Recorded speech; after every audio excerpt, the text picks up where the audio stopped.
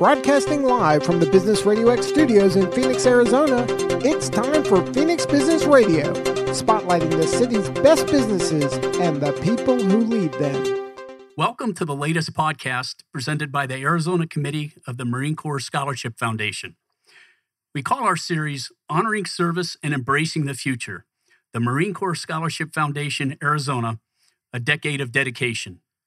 I'm your co-host and moderator, Mike Phillips. I'd like to introduce our other co-host, Victoria Rosacci, co-chair of the Marine Corps Scholarship Foundation Arizona Committee. Victoria is joining us via Zoom today. Good morning, Victoria. Good morning, Mike. Before introducing our guests, I'd like to once again thank Karen Nowicki and Phoenix Business RadioX for hosting our podcasts. We appreciate the opportunity to share great stories about veterans, the Marine Corps, and the Marine Corps Scholarship Foundation. Victoria, for those new to our podcast, please share a few details about the Marine Corps Scholarship Foundation. Thanks, Mike. The Marine Corps Scholarship Foundation is the nation's oldest and largest provider of need-based scholarships to military children. Founded in 1962, the Marine Corps Scholarship Foundation provides access to education for the children of Marines and Navy corpsmen attending post-high school, undergraduate, and career technical education programs. We've awarded to date over 47,000 scholarships valued at nearly $145 million. Every student who is qualified and who has applied will receive aid. Thank you, Victoria. The foundation is clearly focused on education, and we're honored today to host several professionals who work daily to assist veterans in meeting their educational goals. I'd like to introduce from the Pat Tillman Veterans Center at Arizona State University, Michelle Leposki, the Assistant Director of Outreach and Engagement. Michelle is joining us via Zoom today. Welcome, Michelle. Thank you, Mike. Also joining us from the Tillman Center is Sean Banzoff, a senior military advocate at the center, and Sean is in the studio with us today. Welcome, Sean. Thanks a lot, Mike. Great to be here. Also joining us via Zoom today is Bruce Grissom, Director of Veterans Education and Transition Services at the University of Arizona in Tucson. Welcome, Bruce. Thanks, Mike. Happy to be here. Let's start off by discussing the mission of the veteran programs. Michelle, tell us a little bit about the Pat Tillman Center. Yes, of course. So first of all, thank you, Mike and Victoria, for having us on. This is very exciting for us. So the Pat Tillman Veterans Center, really, we are the hub, the resource center for any of our student veterans, whether they're prospective students, alums, and to include our dependents. However, we can help them through their transition coming into education and then beyond. We are really like that safety net for them. We build partnerships internally and externally. So really this holistic approach in helping our students, whatever the needs may be. So that's really, in a nutshell, who we are at the Pat Tillman Veterans Center. Outstanding. Thank you very much. Bruce, tell us about the U of A program and the services you provide. Yeah, Mike, similar to what Michelle just said, we too are a student-run center, and we approach student success from a holistic approach. Our centers are designed to help students succeed from before they arrive at the university all the way through to graduation and then to finding employment. And we really focus on making sure the students are healthy first, as a center, reaching out to them and contacting with them. And then from there, then really working on meeting their needs across campus and whatever resources they need to connect with, we can help them connect with both on-campus resources and off-campus resources. Kind of view student success through 4 lenses. Engage, we engage them early in their time at the U of A. Educate is our second lens, obviously meeting their education needs and goals. Empower them as well as our third lens. And that's really instilling in them the sense that they can accomplish what they're setting out to do in the world of education. And then finally, employment, obviously, with graduation being the first goal, but then following on with meaningful employment after graduation. Thank you. I appreciate that overview. And we're going to dive deeper into a lot of those services in a little bit. But first of all, I know you guys you don't just talk the talk, you walk the walk. You've all been in the military, and I'd ask you to talk a little bit about your military background and how that shapes your career today. Sean, why don't you lead us off? Talk a little bit about your military background. Sure thing, Mike. And I can tell you're also a military man. You use the word outstanding just the way it's supposed to be used. Outstanding, he says. And so I am proud to say that I am a veteran of the Army National Guard. I served 21 years. I'm a combat veteran from Iraq in 2006 and 2007. I retired as a sergeant first class. I was a platoon sergeant for a transportation company and an acting first sergeant. And so when I look at my career and how it formed me today, well, I'm a senior military advocate. So it's just really a progression from being the platoon daddy in my platoon and the first sergeant to being the same thing on the campus of Arizona State University. I love the fact that I was a platoon sergeant because I see all of the students, all 10,000 and some that we have at ASU as a giant platoon. And I do what I can to help take care of them. So, yeah, that's kind of how it happened for me. So it's a cool analogy. Michelle, tell us a little bit about your military career. Yes, of course. So my military career isn't as illustrious as Sean's. I spent 4 years in the Army. I was a comeback medic. Really, my one deployment was after the Bosnian War when there was a humanitarian mission that we were involved with. I'm kind of dating myself, but I make the joke that I'm forever 29, but that's a whole different story. And so I spent the 4 years enlisted, and this is where I find that I'm very relatable with the majority of our students because it was basically high school and right into the military, and I get where they're coming from once they get out and trying to tackle this world of education and feeling like they do belong here and helping them through that. And so really my military career was short, but it has really molded me to the person that I am. It was the best decision I ever made in my life. Thank you. Thank you for your service. Bruce, same question. Talk a little bit about your military experience.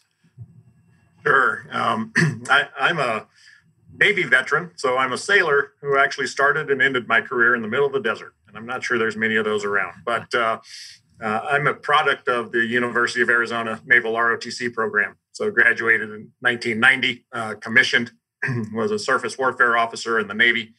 So drove ships for over 20 years in the Navy, deployed, globally, obviously on shipboard experience. So from right after the first Gulf War all the way through 9/11 and retired in 2014.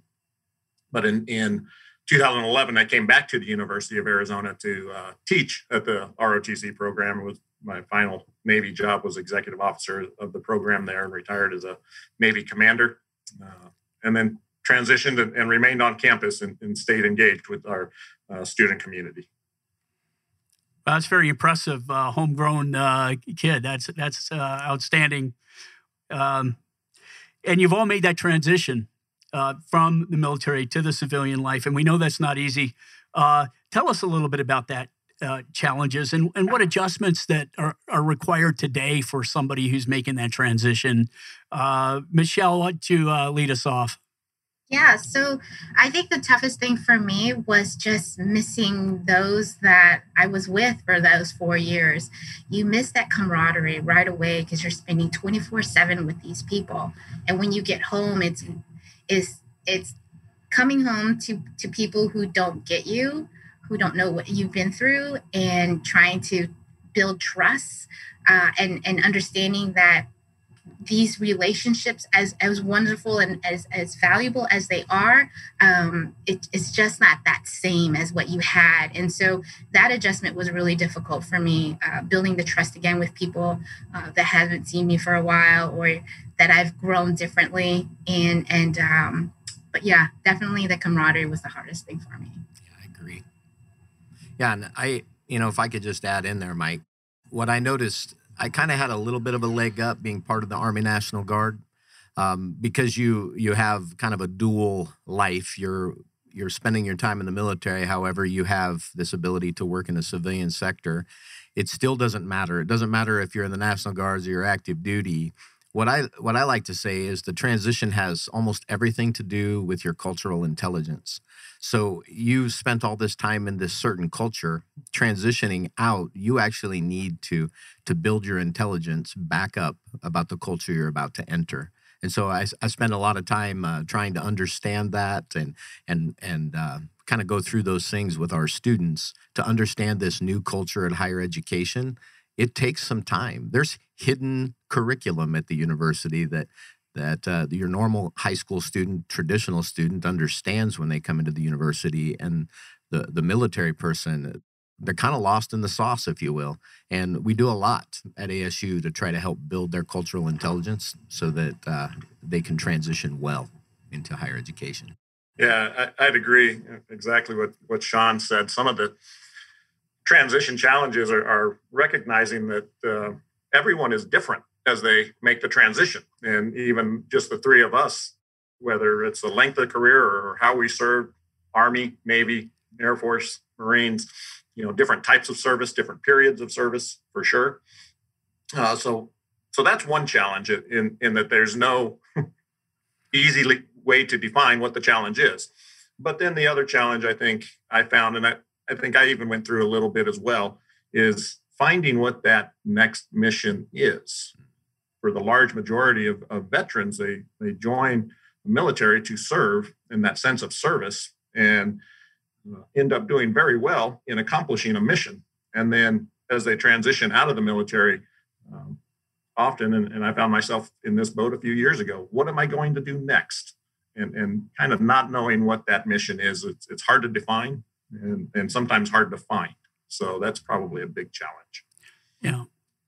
And Victoria, you spend a lot of time, along with your husband, mentoring people getting out of the service. You want to talk a little bit about your experiences and what you encounter with the individuals that you've been helping? Sure. So we basically, my husband and I were both attorneys. We attended law school in San Diego, actually, but we are U of A alumni grads. So I like your old name in the background. So anyway, we came back to Phoenix after attending law school, and we decided to start our life here in Phoenix. And for my husband, it was reconnecting and finding people that he had served with. So Antonio served in the Marine Corps. He has credited with 7 years of service. And when he was finished, he finished as a staff sergeant. But back then, we didn't have the social media that we have now for connections. And it was interesting. So one of my first memories with connecting with somebody he had served with was at the Country Thunder, the concert down at the time. It was not when it was in Florence. But anyway, we were at Country Thunder and we went to go grab a drink. And the gentleman who was bringing in the cases of beer, whatever it was, happened to be somebody my husband served with. And it was this instant connection. They hadn't seen each other. And it was, oh my gosh, have you seen so-and-so? Do you know so-and-so? From that, we just found that people were struggling, looking for that connection. Like, it's almost like you just got dropped in the middle of nowhere, spread out from all the people that you had been with. And it was very hard to find the connection and to find each other. But when you do, you have this instant bond, this instant connection, and you want to tell more people, hey, I ran into so-and-so and, whatnot.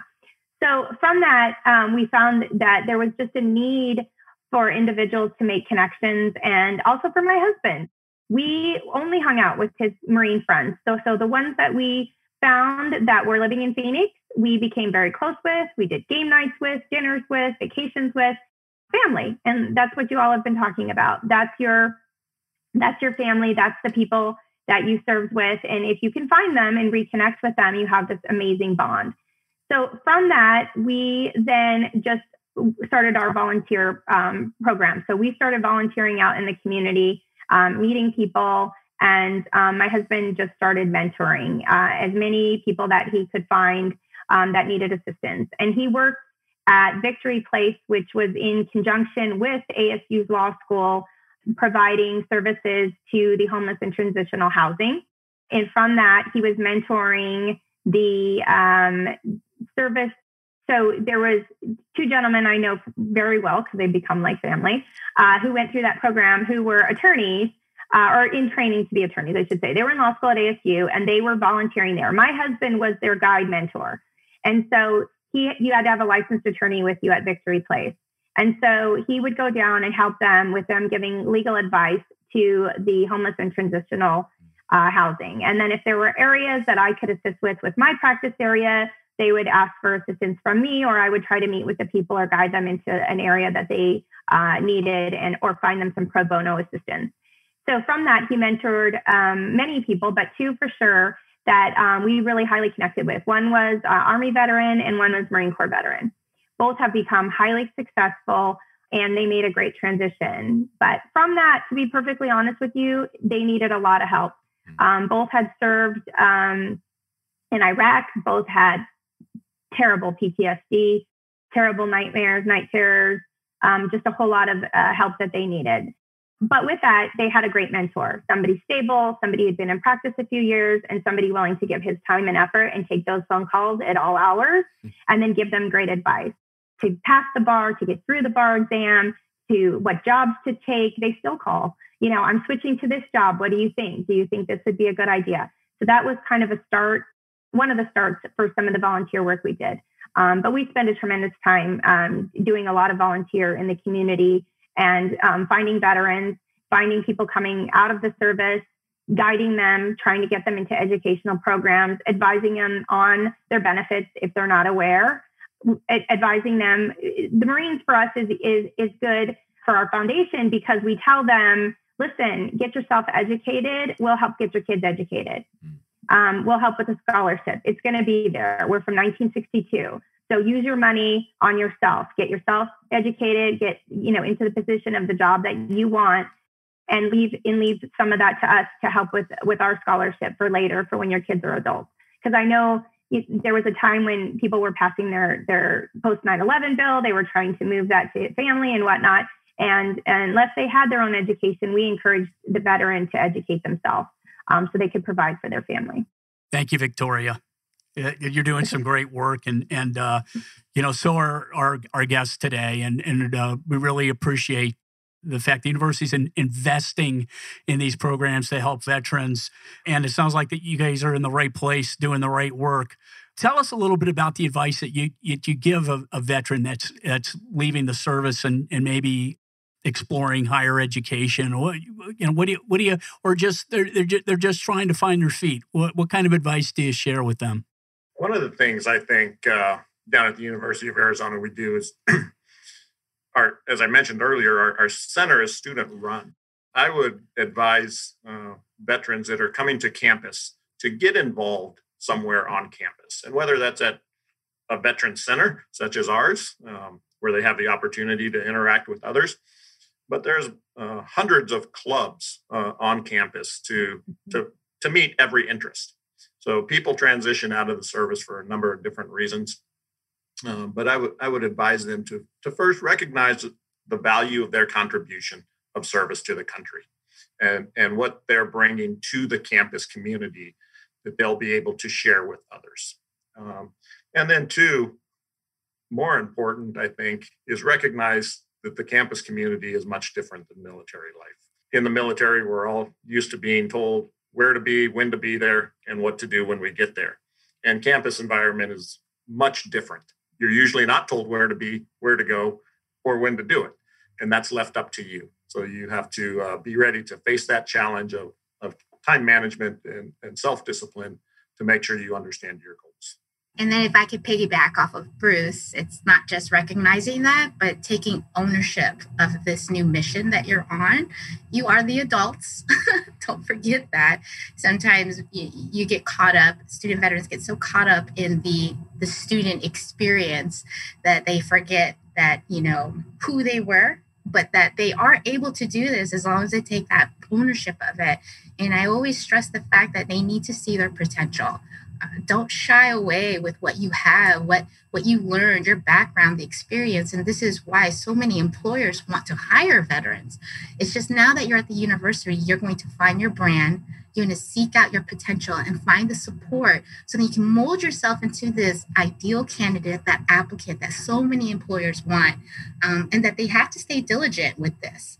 With this being their new mission, you can't just sit back. You have to face it, be uncomfortable, and this is how you grow. I and Sean will let you know I am the the bad guy and he's the good. I mean, I'm the bad cop and he's the good cop, because I kind of am that drill sergeant to throw it in their face that don't forget who you are, where you came from, and what you're trying to accomplish here. Because sometimes they get kind of sidetracked, or they get into this internal place, and it's pushing them out and letting them know that they've got this. But when you need to step back, this is where the support that ASU has for them collectively. We really stress that ASU's charter about inclusiveness, that everyone here collectively, we are a family, and we will not let a family just, fall on the wayside, or what the case may be. We look out for all of them. And so letting them know that take this ownership, but you don't have to do this on your own. If I could add, Mike and Victoria, something that, what you were saying, Bruce, about getting connected is super important.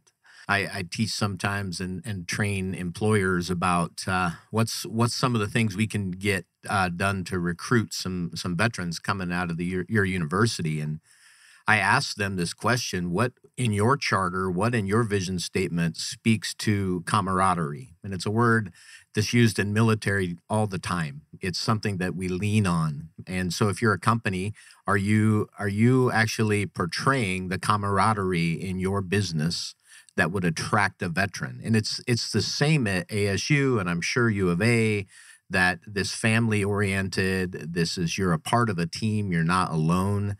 Those things are super important. And I spent some time on the recruiting trail for the Pat Tillman Veterans Center, and that's some of the things that I would talk about. That you're coming into a place, you're not alone. You're here with us, but like Michelle said, it's also who are you really? Who have you become? I think, Mike, you probably know this. We all took the ASVAB, right? And the ASVAB told me that I was smart in 3 different things.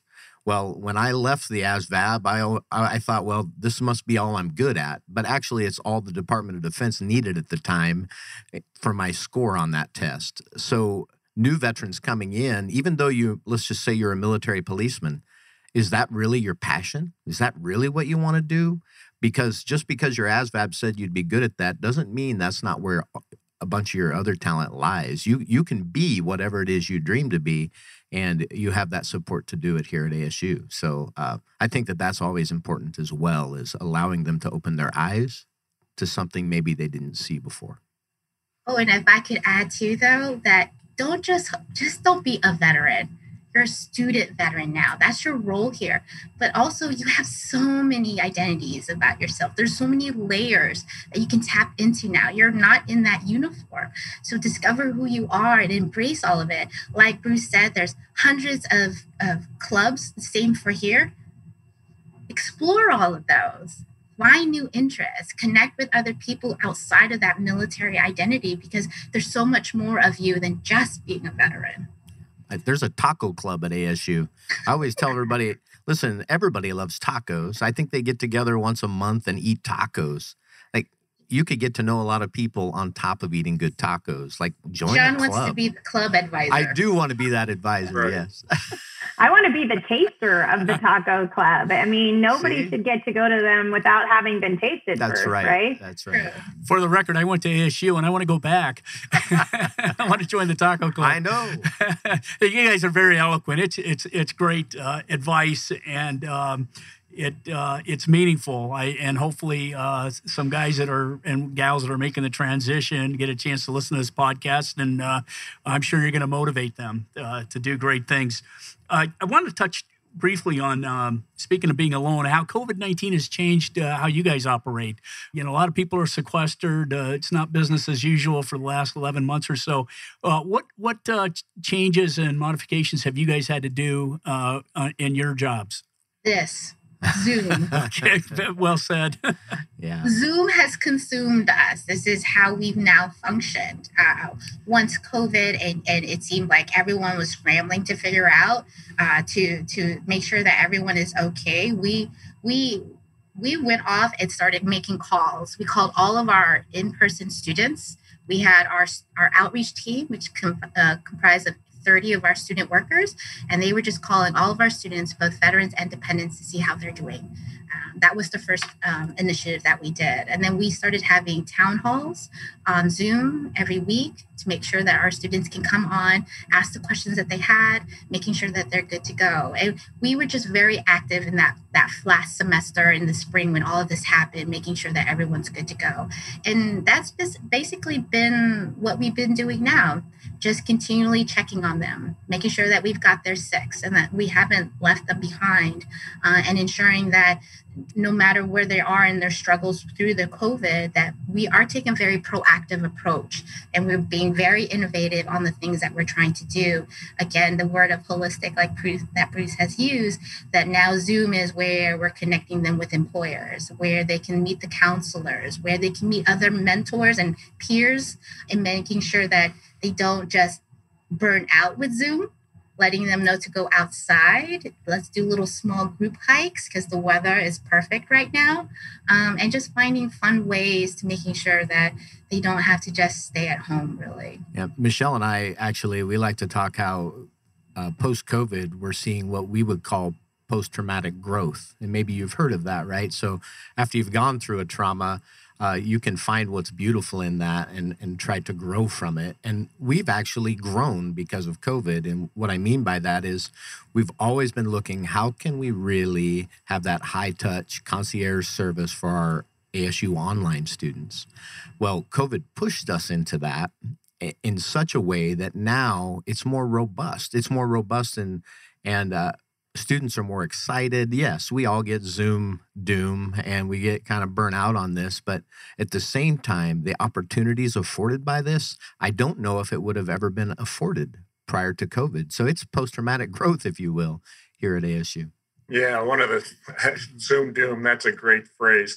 One of the challenges is just learning how to meet virtually or how to connect virtually, if you will. And it's not the same as being in person. On the U of A campus, we have a 3,500 square foot center that is normally filled with our student veterans each and every day.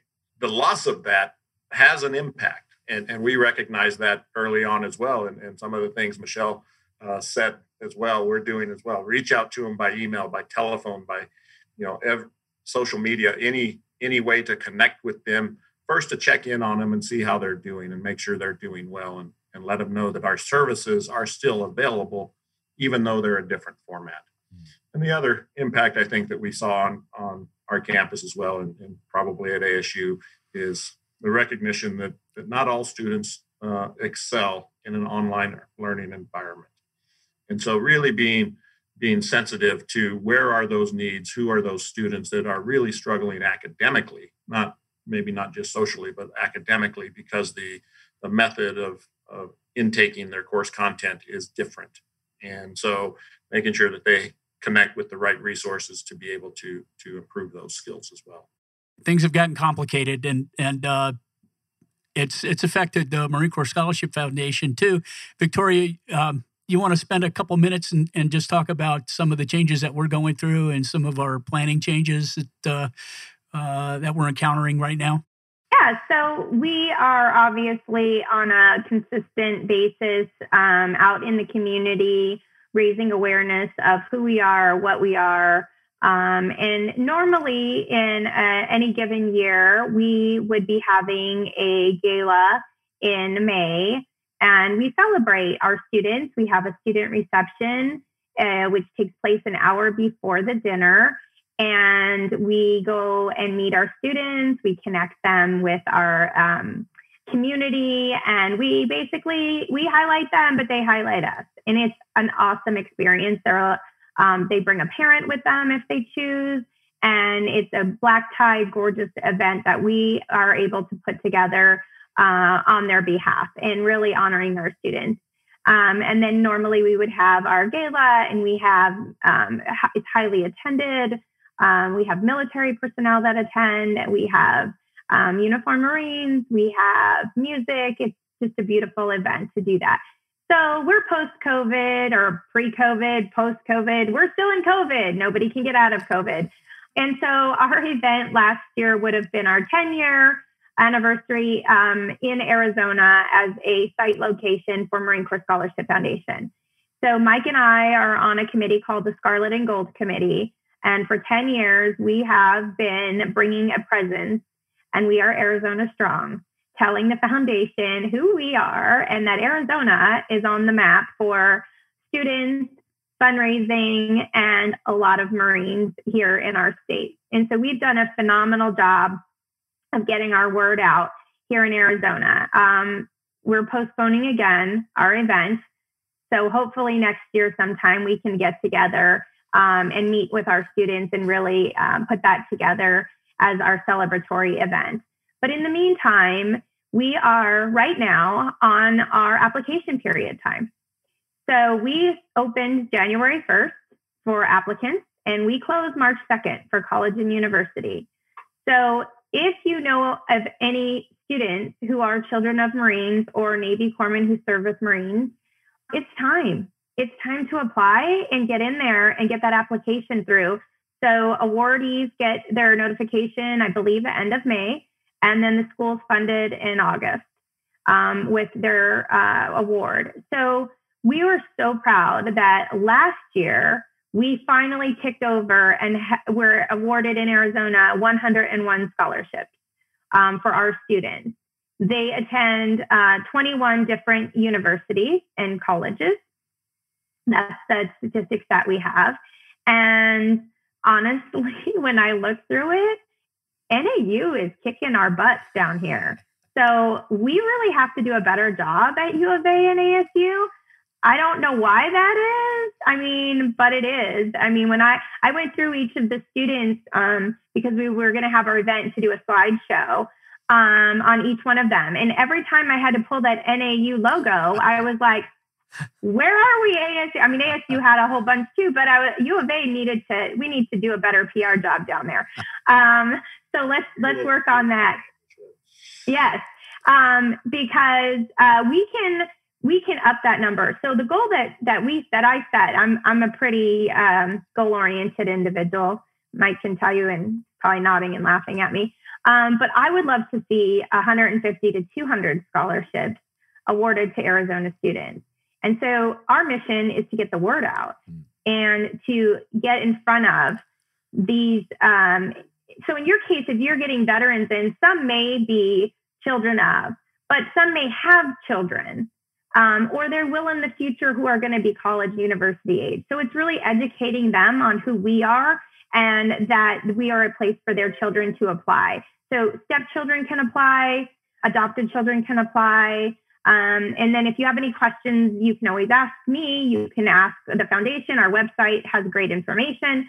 But we want to see more scholarships in Arizona. So we are a national foundation. We award all over the world, as I said, but we're Arizona proud and strong. And so we want to see more of our students. So this is application period time. And if you are able to help us with that mission, that would be fantastic to continue the applicants. If you know of students that are of yours who have children who want to attend community college or trade parts of the college, so trade school applications are all year round. So if in the event that their kids don't feel that university is for them, but their kids want to attend trade school, those applications are all year round just because the program started all different times. And that we've really been pushing on the trades lately because it's just been blowing up. That's really also an area for people to attend. So we want to include everybody and see where their life takes them and what they feel that they would be the best educated in. But with that being said, we're coming close on that deadline of March 2nd. Believe it or not, it's going to come quick. And we want to get in as many applicants as possible. They are all awarded. If they fit the criteria, everybody gets a scholarship, which makes our fundraising effort even more detrimental this year. So we are working very hard to continue fundraising in the great state of Arizona and in all the states where we have locations, because we constantly are awarding scholarships for students, and it is phenomenal. So last year, the foundation awarded 2,730 scholarships, and it's just incredible. And we range from $2,500 on up, and then at that point it becomes need based for the amount that is awarded to the students. But it's a good amount, and it helps. Every bit helps, and it's scholarship money, so it's not repaid. We have a over 90% graduation rate. So those investing in our foundation are getting a great rate of return. And I just pulled the statistics, and we are 45% of our students are in STEM programs. So in this COVID era, these STEM programs are amazing. We need them. These are our scientists. These are our people on the ground trying to get a solution to these problems and the ever-changing metamorphosis of every day is a new strain. So we are trying to put those students out there and get them into the labs, get them into healthcare and, the medical field so that they can help our community. It's a phenomenal program where Mike and I have been on the committee for many years. I think this is my 8th year, and now we're hitting 11. It's all becoming a blur, just like everyone else. I'm just sitting on another Zoom with more people, but another year is going by. But pretty incredible here in Arizona. And one last thing, just really quick, if anybody here on this pod, have you seen our license plate on any vehicles, the Marine Corps U.S. Marine Corps license plate? Unfortunately, yes. Go on. Well, first off, Victoria, first of all, challenge accepted. If there's one thing Sean can tell people, I'm very competitive. Oh, so there's yeah. no way NAU is going to beat ASU at least, challenge accepted. But I do want to mention with the Marine Corps Scholarship Foundation, I do make the joke, it's the one thing great about the Marine Corps. Oh. That you guys do look out after the kids. And so we do advertise the scholarship. We've attended the gala. It is my favorite gala. I was pretty much fangirling when you guys invited a female veteran from World War II. She was in her wheelchair, and I just kept need to take pictures with her. Betty. And so that was the gala is always put well together. It's so much fun, and seeing the kids up there, it's very thrilling, regardless of what branch of service. It's beautiful. So thank you for all of the work that you guys do for that. And definitely going to make sure we really pick up and make sure that our students are applying for it, because we do have a substantial number of students who are Marine Corps dependents. And so, yes, kudos to you guys, and we will do more.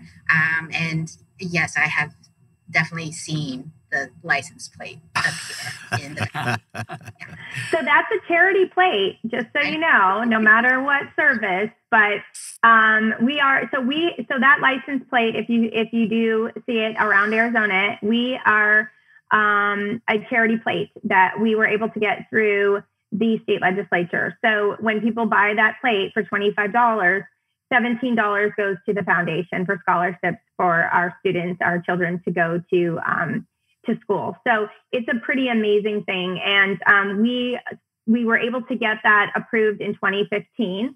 So we're going on our 6th year, and it's doing amazing. So you're going to see even more of them. They are everywhere. And a lot of Marines are having fun with what they're putting on them. And I'm challenged every time to ask my husband, what the heck does that mean? When they attempt to put their service, their nickname, their I'm so confused. I don't know what the heck anything is, but it's really neat to see them out there and in the grocery store parking lot. My husband and I attended the hearings. My husband helped design the license plate and how it looks and how clean it is, so that DPS does not have an issue reading it. If you notice, it's very clean. We were very law enforcement conscientious to make sure we weren't just another plate that they have trouble reading. And so we worked with them to make sure that if we were going to add one more, because Arizona has so many license plates, that it was something that they approved of, that they felt that they could read quickly for their safety, as well as the community. And it was great to attend that hearing and be a part of the creation of the license plate. And we have one of the first ones. So pretty cool stuff. I wanted to ask you guys, from your perspectives, what value does organizations like the Marine Corps Scholarship Foundation bring to that university experience and the student experience? How important are programs like that? I'll jump in and just echo what Michelle said as well. We as well advertise the Marine Corps Scholarship Foundation in our center, and we do see generational students, Marines that were sons or daughters of other Marines. And so we see that, and we encourage them to apply. in all scholarships. But I think from a sense of benefits that Marine Corps Scholarship Foundation, as well as others, provide is helping our students get over that hump. There is, the GI Bill benefits, as good as they are, there is often still a gap beyond them for students. And so for foundations and other generous donors that provide money for scholarships to students, those are very valuable in any amount. It may help them purchase their textbooks for that semester, or maybe help with rent or other costs associated with education. And so, we can't thank organizations such as the Marine Corps Scholarship Foundation enough for the work that they're doing, the tireless work that they're doing, not only doing the heart. Marines know how to throw a party, having attended many Marine Corps birthday balls in my career. They know how to party. So I can imagine the gala, and I have not had the opportunity to attend, is probably a terrific event. And so we appreciate the efforts that those organizations are doing. I think it's Marines knowing how to party is an understatement. I have attended plenty of those Marine Corps birthday parties. So, but yes, echoing what Bruce just said, scholarships, they're crucial for students. Really, just the stress. We don't want our students to incur debt. That's the last thing we want them to do, and we definitely don't want them working 2 or 3 jobs.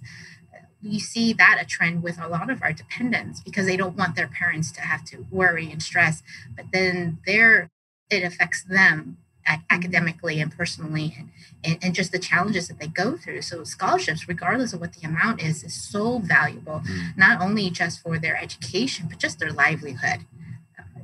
It's really the one thing you hate to see college students go through because they make that difficult decision if they should continue going to school. And we want them to continue going to school. And so, yes, the Marine Corps Scholarship Foundation, you guys have been a critical partner with our students who qualify for that to apply and utilize that. So, well, I think it's super important based on this that the job market requires a bachelor's degree. So Marines coming out of the Marine Corps must use their own GI Bill. They can't transfer their benefits because otherwise they won't be able to get the job that they need. So maybe in the past when you could transfer your benefits, you were okay to do so. Now I see that beginning to decline a bit because veterans need their own GI Bill use. So they can't transfer it to their kids. So scholarships like the Marine Corps Scholarship for dependents of Marines is even more critical right now, I believe. We're starting to see that trend of, we've been at war for over 20 years now. And, we have fathers and sons and moms and daughters fighting in the same war. What I see is that we're going to see this new crop of dependents at college age right now. This 20 years in. They need that scholarship more than ever because their parents got to use their own GI Bill. So thank you for everything that you're doing at the Marine Corps Scholarship and that foundation because it's important for the future of our kids. Great, thank you. I'm told we're quickly running out of time here, and it's been a great conversation. And one thing I wanted to make sure to ask our guest today is. Are there things you need, or are there partnerships you'd like to form around your veteran services centers that can help you achieve the mission? And if so, how can people get involved? Talk a little bit about what your needs and how the larger community can contribute. Well, I think that I know I speak for our center. It's a holistic approach, right? And so we're looking at our community, the Tempe community, the Phoenix community, all of the Valley, and we're saying, if veterans are important to you, contact the ASU Foundation, contact the Pat Tillman Veterans Center, because I believe that the veterans can lead the way, Mike, in business. They can lead the way in education. They can lead the way in life, but they've got to have the ability to do that. So if you want to partner with us, we have so many different things going on to benefit our students. Those take money. I mean, if I'm just going to be upfront with you, they take cash. We need endowments and we need scholarships. Just real quick, we're working up trying to figure out how do we develop a scholarship for spouses of veterans who have no benefits. So a lot of times they get transfer benefits, but not anymore. How do we build a scholarship so that you followed your husband or wife all the way around the globe for 20 years? What about your service? How do we develop a scholarship for that? And so it's just one of the many things that we're trying to do. And it's important, if you want to partner, reach out to us. And Victoria mentioned mentorship. Mentorship is probably one great way that the community can get involved. If you are a business, an employer, or a veteran who has been very successful, these younger veterans who are coming to school, they're looking for someone who looks like them 10 years from now. And so mentoring is probably a great commitment, paying it forward to our younger veterans who are just seeking out for that guidance, for that path.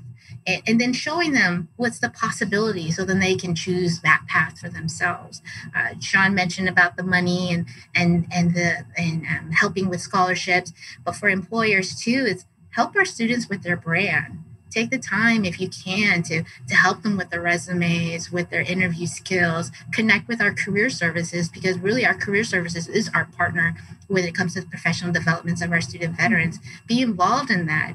Take the time, because at the end of the day, you're gaining their trust, and then they're probably going to be interested in what you have to offer as that employer. And so if you also pave that pathway for them, more than likely they want to work for you and stay with you because you've been with them since the beginning. And also with the community, involve our veterans in other things that they can feel that they matter. Allow them to also pay it forward. Veterans, one thing we love to do is we still want to serve. Give them the opportunity to continue serving, whatever that looks like, whatever, if it's a nonprofit organization or, where they can still utilize the tools and what they've learned in the military, and also building that camaraderie again with other people who are trying to serve.